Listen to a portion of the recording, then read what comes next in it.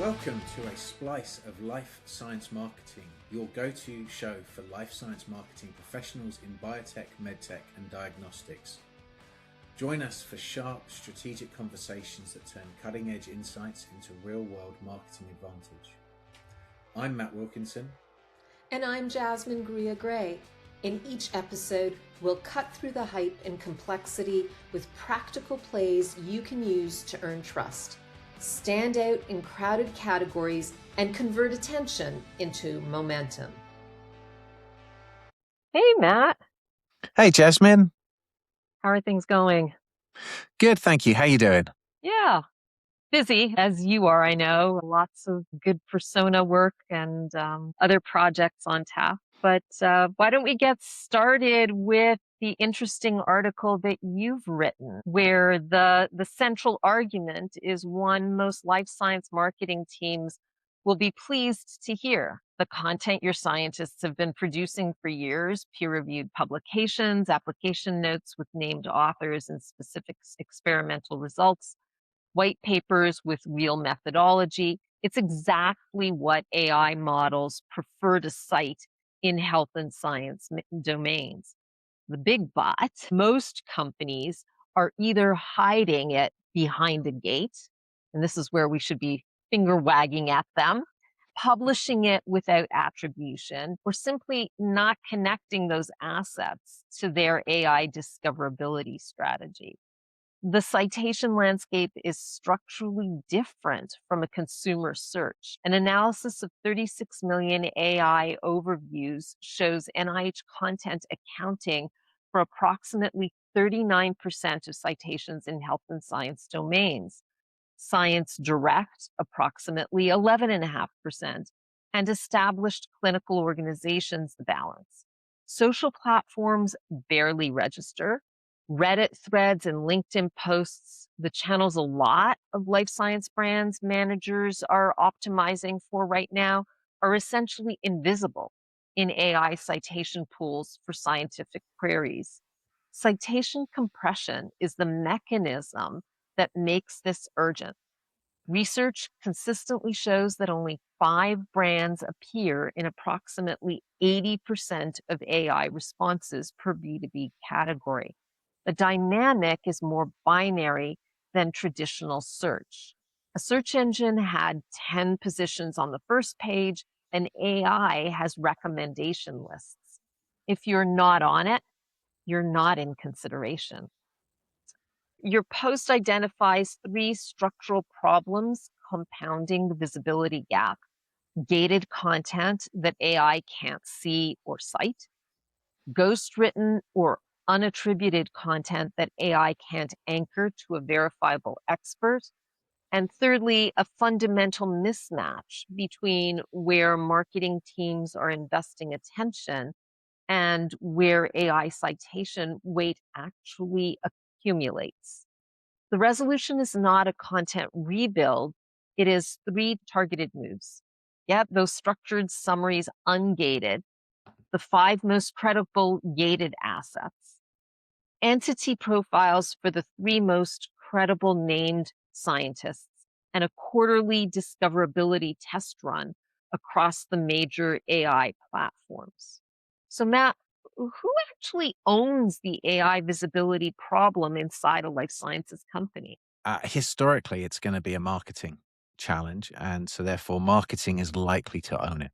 And that's who probably should own it. And it's one of those challenges where it's not necessarily about marketing creating the content, or at least not all of the content. It's really a challenge here about how do they make sure that it's discoverable. It's making sure that we're doing everything we can to feed the bots with the sort of information that they want. And when it comes to deeply scientific or health information, what they really want is peer-reviewed journals. They want information from those sites. It's no surprise that they're already connectors to PubMed. So if you're looking to do deep research, you can connect directly from an AI search engine such as ChatGPT or Claude and connect that into PubMed and conduct those deep research searches actually using a connector, so the MCP connectors. So it's really important that we're making sure that we're doing what many life sciences companies have done for a while, which is creating those references lists. Talk about the publications list where people have all the publications that have been listed, but then going a step further. What's in those publication lists? Who's been cited? Making sure that we're building a web of rich information about what's available, what people can find, and really going to that stage of trying to make sure that the AIs can be fed as much of that information as possible. The urgency is real here, in that one of the big things that we know is that many of the AI searches only show up, as you said earlier, 5 searches, but much of that is actually made up by what's in the training data already. And so making sure that we're getting our information into the next round of training data is critical. I'd like to sort of expand on that perspective. I think it's the wider marketing that owns this, including product managers and product marketers. Where I want to push is on the framing. That is, it's primarily a marketing problem with a marketing solution. I think the content assets that drive AI citation weight in health and science domains, peer-reviewed publications, application notes with specific experimental results, white papers, are not created by marketing. They're created during product development. They're created through relationships with key opinion leaders. And if those assets aren't being structured for AI citability from the moment of the development phase, then the structured summary is just going to be a patch on a problem that compounds over time. Citation compression means only 5 brands appear in approximately 80% of AI responses per category. A structured summary of a 3-year-old gated application note is better than nothing. It's not a competitive response to a company that has been publishing ungated, attributed, schema-marked content from day one of each product launch. So marketing and the marketers and product managers certainly own the intersection of product development and commercial output. But if GEO is treated as a marketing retrofit, I think that the marketer's invisibility in the process is going to be a problem. I think that's right. You've got to have an owner internally. And I think that does naturally sit with marketing, because we've got to look at this as a big picture. So one, we've got the scientific domain. So if I'm looking to solve the scientific problem, absolutely, that's where this conversation today really comes in. But there will be other things around brands where marketing is going to be really important, the website, and actually the journey that we need to architect for both humans and for the bots now to make sure that we're creating that really rich set of data that the bots can sort of see everything that we do and can make sense of really quickly and easily. So I think marketing has to own that piece. But you're right, is very unlikely to be going into the laboratory, running these experiments and creating those scientific papers and white papers. They might have some input into saying, hey, we really need white papers on these topics. But you're right, those are owned, and the outputs are owned by research scientists, and that shouldn't change. What I think is really important is to make sure that we're aware that this is a really, really valuable channel for being found. And those are the things that are now being found perhaps more so than in the past. And one of the things I think that we can really do a great job of as marketers is to be able to see these scientific papers and then go, what can we do with this to elevate the content that we have on the website, both for humans and for the bots, and make sure that it's as easily discoverable and accessible as possible. That brings me to the next question. Is the gated content trade-off actually as clear as your post suggests? I think it is. We know that over time, people have become less and less inclined to give up their email addresses anyway, even just to access PDFs of things that we want them to have. So that lead magnet conversation, as marketers would call it, has become less and less valid. What we need to be doing is to be looking at, can we create assets that are both machine readable, that are human readable, and also shareable? Now, some documents are going to be best served as a PDF. That's there's no question. They're going to look nicest in that manner. But that doesn't mean to say that we shouldn't be also publishing them and making sure that they're available on the web. And once we make them available on the web, in the HTML format, we also need to be making sure that they're easily machine readable. So having the right schema markup so that it's really, really easy for sort of both humans and the AI bots to access the data via the web, but also then to be able to potentially download it and share it as a pretty PDF. So I think that's kind of where I've been guiding people to sort of think about for a while. But with this increased desire for people to create their own buyer's guides, having that information available on the web is increasingly important, and having that machine readable is increasingly important. But the same is true for asking about how to solve specific science problems. So if I'm looking to answer those questions, what I want is for that research to be found, and really for us to be doing a great job of looking at not just the research that we're doing as a company, but when our collaborators are saying that they're using our tools, to really be able to highlight the tools that our customers are using when we're sort of talking about those publication lists. I agree that all of that is important, but where I have concern is around the execution of that. So, for example, you recommend auditing gated content and writing structured summaries, for example, for the top 5 assets as a 1 month of work. I think that's optimistic for most marketing organizations, especially ones where the marketers don't have a scientific background. And I think what would suffer in that case is the quality. I'd hate to think that it would take that long. I mean, I realize how inefficient many organizations can be. But in this day and age, with the AI tools that we have available to us, it really shouldn't take that long to be able to get to a really good first draft of what that is. And then once we've gone through a couple of loops of being able to say, okay, this is the process, the AI should be able to do a pretty good job of taking that data that we have and being able to take that and put it into a first draft in a format that we really want to export it as on the website, and both in HTML and schema markup to really make it easy for the AIs to find it. So I hear you, and I think that many organizations will struggle.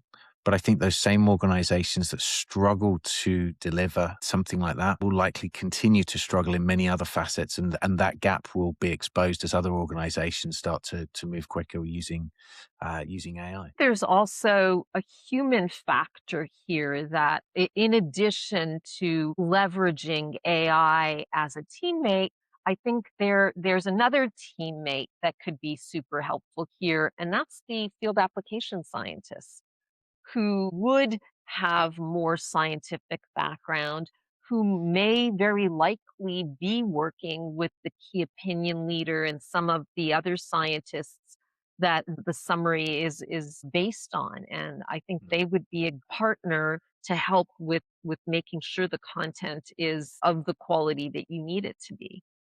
Absolutely. There is no point putting up something that's wrong and having the AI thinking that the AI is providing a hallucination when actually it's just something that's an error on a site. So we want to make sure that things are correct. And field application scientists do form a vital part of that connection, and often one of the most well-loved parts of an organization, where the field application scientist builds really, really great relationships with the customers to the point where they are the most valuable connection to them. It's not sales, it's not customer service, it is the person that really speaks to them in their own language. So that, I think, is absolutely a valid point.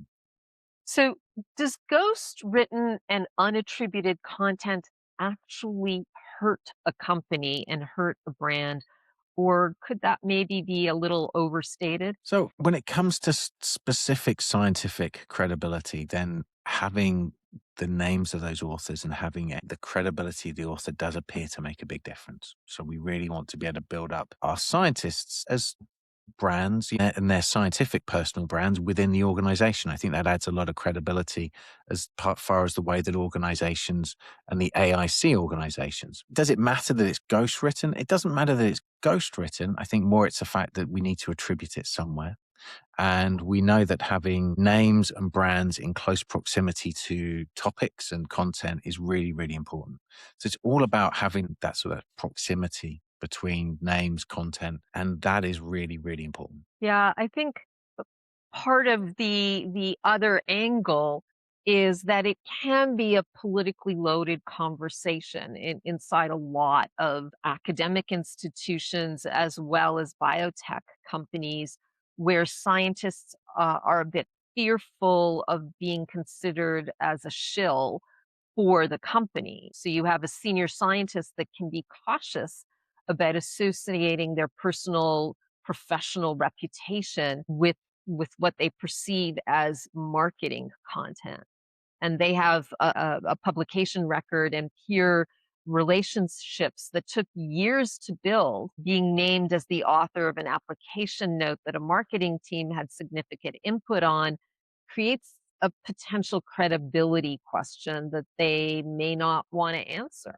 I think that's valid. And look, I think we all have to try to be really focused on our personal brands in the age of AI. I think it's one of the things that we have to protect over all else. So I would never advise people trying to put their names on things that they weren't proud of, that they didn't felt hold up. But then we shouldn't be putting out materials that we don't feel that confident in. So, but if it is a white paper, if it really is an application note that's truly interesting, then a scientist will need to have been involved in it. So this isn't about shilling that. And I don't think it's necessarily about trying to consider these things as marketing pieces. These are supposed to be helpful scientific pieces of content. And there is in my mind, a world of difference between looking at those sorts of pieces and then going into something that is a marketing slick, if you will.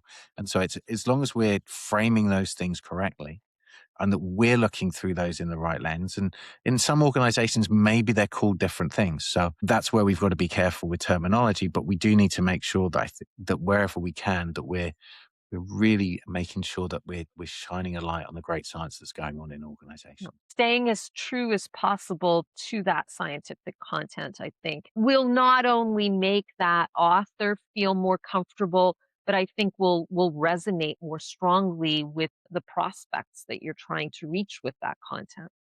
Absolutely. So is the quarterly discoverability test actually enough?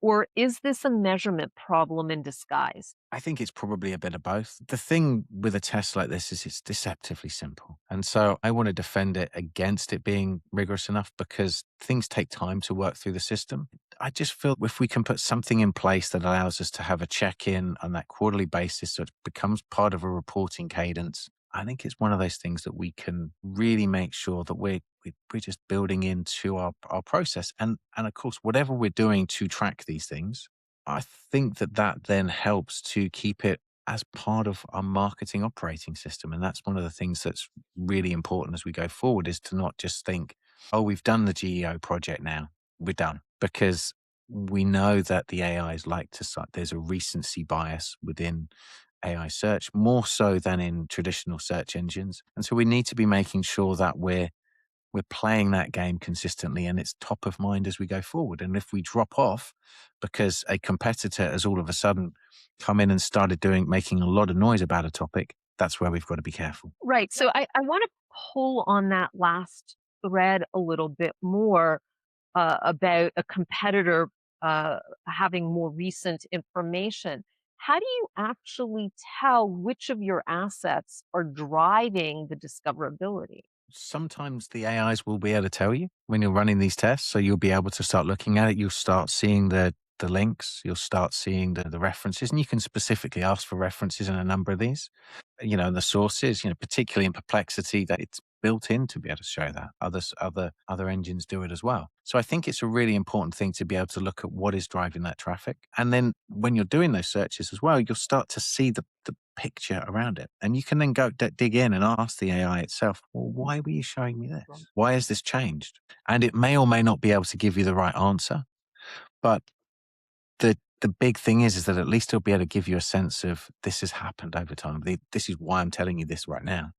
And that is far easier than sort of looking into sort of Google and that black box of, we don't know what keywords were found. We just know that you were being found and here you go. It's the power of AI's pattern recognition, right? Ask it. Play devil's advocate with it. What if I did this instead of that? Would my discoverability improve? Yeah. And that's critical. So I think at the end of the day, what we can agree on is that life science companies have a structural AI citation advantage that few other industries share. Decades of peer-reviewed output, named scientists with verifiable credentials, experimental data with specific quantitative results. The platforms AI models prefer in health and science domains are the platforms that the scientists have been contributing to for years. That advantage is real and it's not being captured, not because the content doesn't exist, but because it's gated, unattributed, or in some cases published in formats that AI models can't parse or verify. The window to act on this is open, but citation compression means it's narrowing. So 5 brands per category is not a future state. It's in the current operating condition. And if you're a marketer or a marketing leader listening to this and you've not run the discoverability test, that's the first move that we both encourage you to take. Open an AI platform, ask what you would ask if you were a researcher evaluating suppliers in your category, and find out whether you're in the conversation before you assume you are. That brings us nicely onto your post, Jasmine, where you've been talking about soft launches and what it's actually measuring. So I thought this was really interesting because I've always thought a soft launch was a great thing and that being able to sort of get that early insight. But your central argument here is, which is probably uncomfortable for most new product development teams, is that the soft launch is not a risk management instrument. It's more of a signal collection instrument. And most life science companies are running it as the first thing while calling it the second. Your argument is that the failure starts before the soft launch ever begins. If you ask commercial, R&D, and regulatory what the soft launch is for, you get 3 different answers. When the soft launch means everything to everyone, it becomes a container for unresolved cross-functional tension. Exit criteria get renegotiated mid-flight, timelines drift, and the product manager absorbs the delay. The sharper failure is cohort design. Soft launch cohorts should be paying customers at or near list price, recruited specifically for their ability to evaluate on scientific merit and influence downstream purchasing decisions. Rogers' diffusion of innovations theory draws a hard line between early adopters and early customers. Early adopters buy without peer precedent and have the organizational credibility to unlock the next wave of commercial adoption. Early customers buy because the product is on a preferred vendor list. These 2 groups will give you completely different signals. And if you've discounted your way into your cohort, you will never know which one you're actually listening to. This brings up a really uncomfortable subtext. In many life science organizations, the soft launch is not primarily a market learning exercise. It is a risk distribution mechanism. Nobody wants to be the person who greenlit the product that failed publicly. The soft launch extends the period during which accountability is shared and therefore diffused. The PM holds the timeline while every functional stakeholder waits for someone else to call it. This was really, really interesting to me. So what is the soft launch actually measuring? It should be measuring commercial readiness. And the 3 things it needs to answer are, can your FAS team operate without help from product management or R&D? Do customers reorder at list price or without a relationship discount? And the 3rd commercial readiness aspect is, does your positioning language match the words customers use unprompted when they describe the problem to a colleague? If you're not measuring those 3 things, you're really measuring sentiment, and sentiment doesn't tell you whether your commercial motion can scale.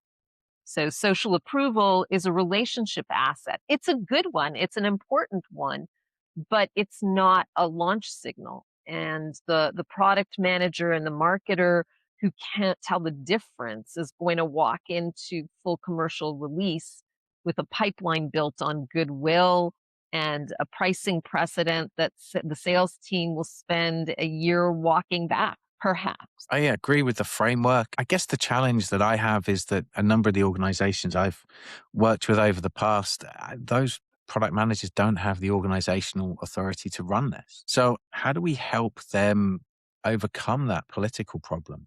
Because it feels like there's a bit of dysfunction here. So how do we help people overcome that? I think it's about socializing the real impact of a soft launch with the commercial team.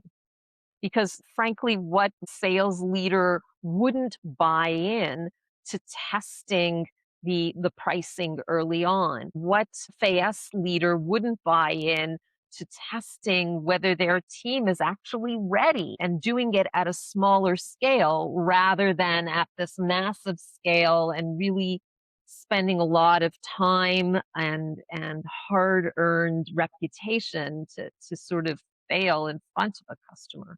So I think it's all about socializing upwards in the organization during the product development process so it doesn't come as a surprise when you want to do a soft launch. That's really interesting. So one of the things you said there made me realize that we have to be framing the cohort from which we're collecting this data really carefully. So who belongs in that? And what happens when you get it wrong? So this is where Rogers draws a hard line between early adopters and early customers. And that line matters more in a soft launch design than most product managers realize.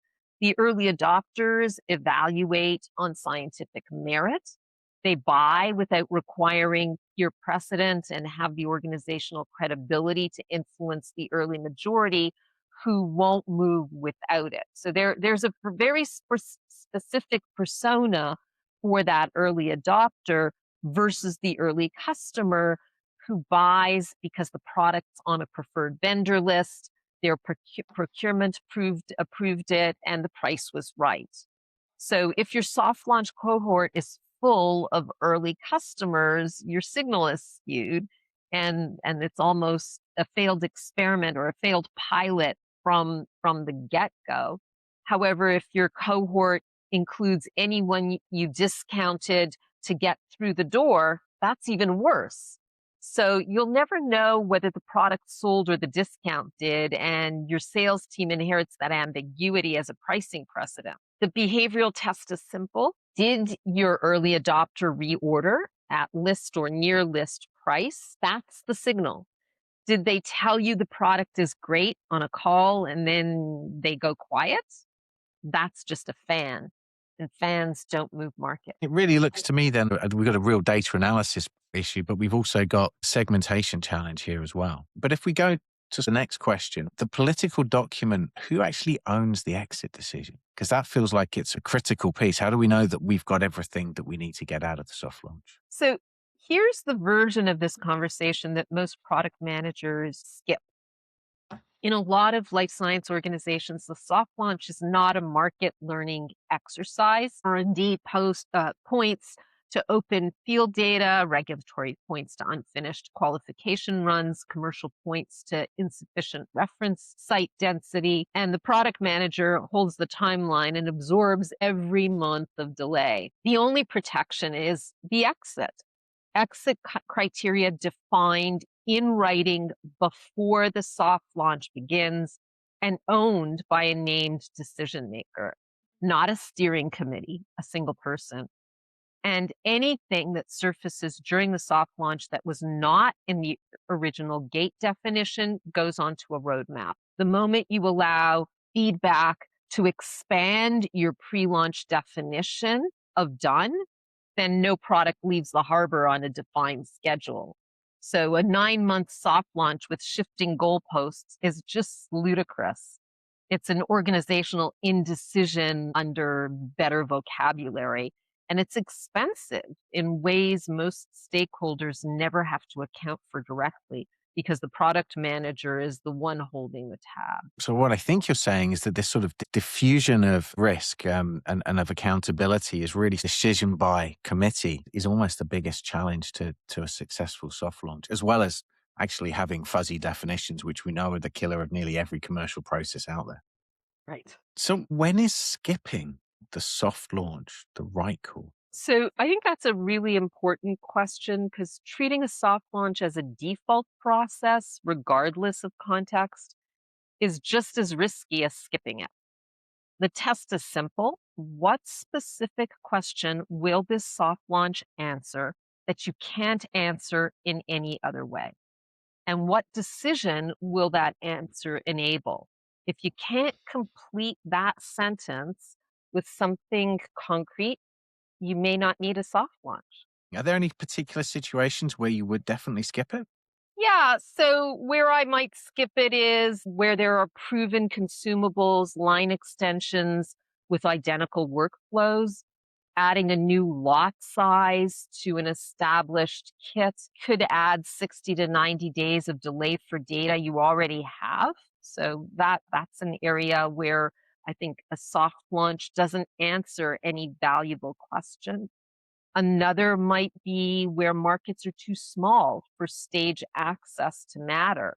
If your total addressable market is 30 core facilities globally, a cohort of 6 sites is your launch. It's just not relevant to have a soft launch in that case. So it sounds like the soft launch has been doing double duty for years, serving as both a market learning exercise and an organizational risk distribution mechanism. And the product manager that treats it only as the first thing will get overruled by the political reality of the second. And the product manager who treats it only as the second thing will generate 9 months of expensive ambiguity and hand their sales team a pricing precedent they didn't earn. So from our conversation today, I think I've learned that the soft launch done well is a named question with a named decision maker, a recruited cohort of genuine early adopters, and a hard exit set of criteria, including a date that was on the calendar well before the first site ever signed on. If you're a product manager listening to this and you cannot point to all three of these elements in your current soft launch plan, are you really running a soft launch? Or are you running a harbour with no departure schedule? So I think it's really, really interesting to sort of think about this and be able to look at, can we do better? Yeah, agreed. Agreed. It's a good challenge, I think, for all product managers and commercial teams to think about. Absolutely. Well, thank you, Jasmine. I've learned a lot from talking to you about this today. Really appreciate your time. As have I. Thank you, Matt. And thank you to all of you who have been listening to the Splice of Life Science Marketing podcast. And we look forward to seeing you again soon. See you next week. Thank you for listening to A Splice of Life Science Marketing. We hope you enjoyed the episode. If this conversation helped you, the single biggest way you can support the show is to subscribe and leave a review on YouTube, Spotify, or Apple Podcasts. We'd really appreciate it, and it makes a huge difference. You can find out more about us and the topics we discuss at striven.com or on LinkedIn. Thank you so much for listening. We hope to see you next time.